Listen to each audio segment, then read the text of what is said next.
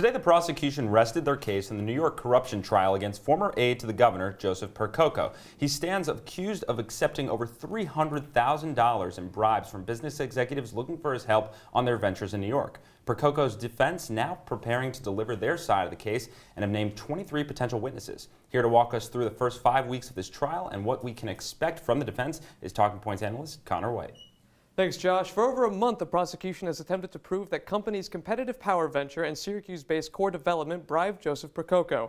The prosecution says competitive power venture executive Peter Kelly gave a job to Percoco's wife, paying $90,000 a year to secure Percoco's assistance in the construction of a power plant in the Hudson Valley. The prosecution also alleges that COR Development executives Stephen Aiello and Joseph Girardi paid $35,000 in bribes to help their various projects along. The executives allegedly wanted Percoco's help to overturn a state development restriction holding up construction. The prosecution's star witness, Todd Howe, presented an interesting development earlier this month. The former lobbyist with ties to Percoco and Governor Cuomo was arrested mid-trial. Howe allegedly helped to oversee the exchange of bribe money and described Percoco as corrupt in his testimony. Howe has previously pled guilty to 8 bribery-related felonies.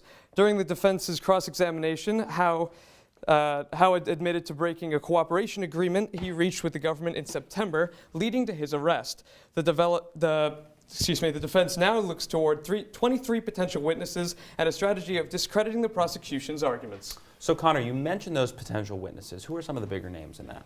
Some of the bigger names are Lisa Percoco, the wife that I mentioned who received a job. She'll be working to try to clear some of the more damning allegations that some of her co-employees said on their testimony, saying she was unqualified, didn't interview for the job, and that her replacement was paid over 3 times less than she was. We're also going to have some government officials that the defense will hope to sort of clear up any involvement that the government may have had, or any illegal activity that the government may have had in pushing through some of these contracts. And interestingly enough, the lawyers of the COR Development executives, Stephen Aiello and Girardi, may also take the stand. Now, Connor, as I understand it, they are also implicated in another corruption case. How do you think this may impact the defense's decision?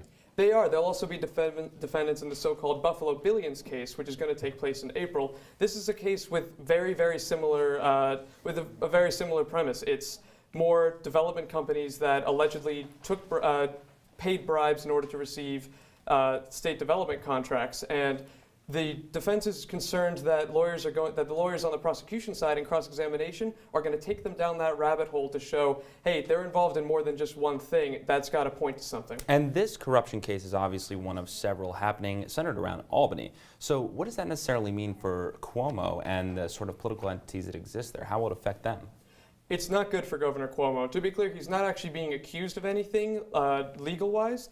However, Republicans are already latching on to this. He's up for re-election this November, and this doesn't look good. It's, you have Todd Howe has good connections to him. Joseph Percoco has been described as many, including the governor himself, as his right-hand man.